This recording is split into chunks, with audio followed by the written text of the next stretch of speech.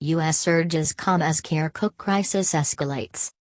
Iraqi federal police advance towards disputed city of Kirkuk. The U.S. has called for calm after Iraqi government forces seized the northern city of Kirkuk and key installations from Kurdish control. State Department spokeswoman Heather Nauert urged all parties to avoid further clashes. Iraqi soldiers moved into Kirkuk 3 weeks after the Kurdistan region held a controversial independence referendum. They are aiming to retake areas under Kurdish control since Islamic State militants swept through the region. Residents of Kurdish-controlled areas, including Kirkuk, overwhelmingly backed secession from Iraq in a vote on 25 September. While Kirkuk is outside Iraqi Kurdistan, Kurdish voters in the city were allowed to take part. Iraqi Prime Minister Haider al-Abadi had denounced the vote as unconstitutional. But the Kurdistan Regional Government, KRG, insisted it was legitimate. Kirkuk residents stuck in the middle. Iraqi Kurds decisively back independence. Independence, what is at stake? What's the U.S. stance in the developing crisis? In a statement on Monday, Ms. Nauert said Washington was very concerned by reports of violence around Kirkuk. We support the peaceful exercise of joint administration by the central and regional governments, consistent with the Iraqi constitution, in all disputed areas. Ms. Nauert said the U.S. was working with officials from all parties to encourage dialogue, warning that there is still much work to be done to defeat ISIS, Islamic State, in Iraq. Earlier, President Donald Trump said U.S. officials were not taking sides. We don't like the fact that they're clashing, he added.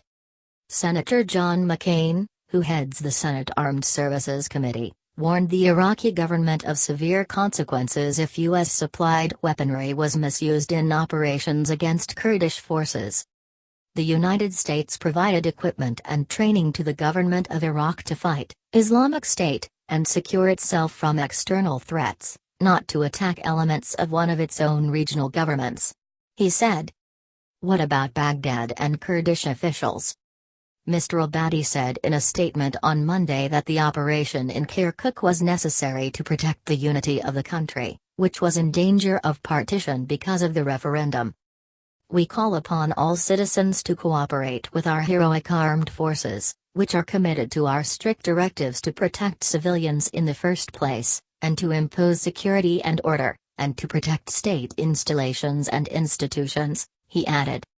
On Monday, the Iraqi military said its units had taken control of the K-1 military base, the Baba Gurgur oil and gas field, and a state-owned oil company's offices. The government in Baghdad said Kurdish Peshmerga soldiers had withdrawn without fighting. However, clashes were reported to the south, and the sound of gunfire was caught by a BBC cameraman as a team filmed near a checkpoint. By the afternoon, as thousands of people fled the city fearing impending clashes between the two sides, Iraqi military vehicles were rolling into the heart of Kirkuk. A picture shared on social media appeared to show Iraqi forces sitting in the governor's office. Forces pulled down the Kurdish flag which had been flying alongside the Iraqi national flag, according to Reuters. Mr. Abadi had ordered the flag to fly over all disputed territories. The speed with which Iraqi forces reached the center of the city has led the two main armed Kurdish parties to accuse each other of betrayal.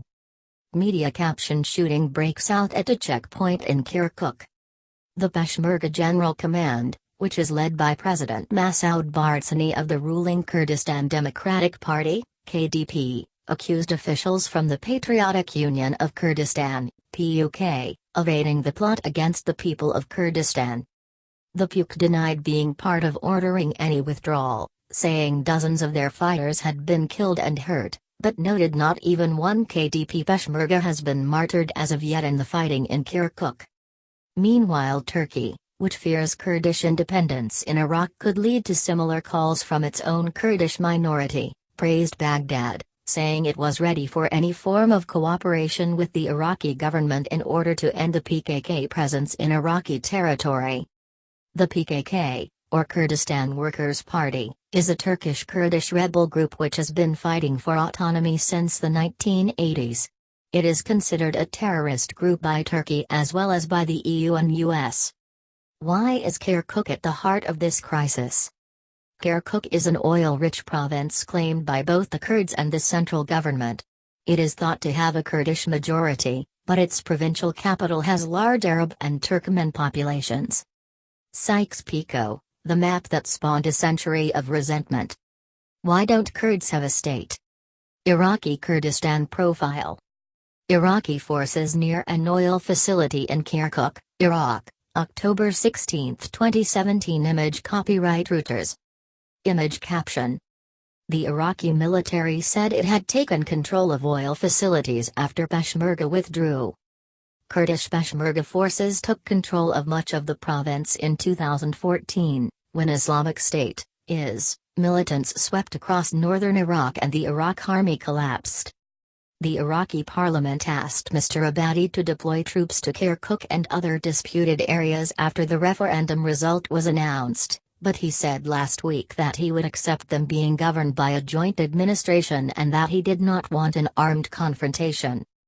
On Sunday, his cabinet accused the KRG of deploying non-Peshmerga fighters in Kirkuk, including members of the PKK, which it said was tantamount to a declaration of war. But KRG officials denied this.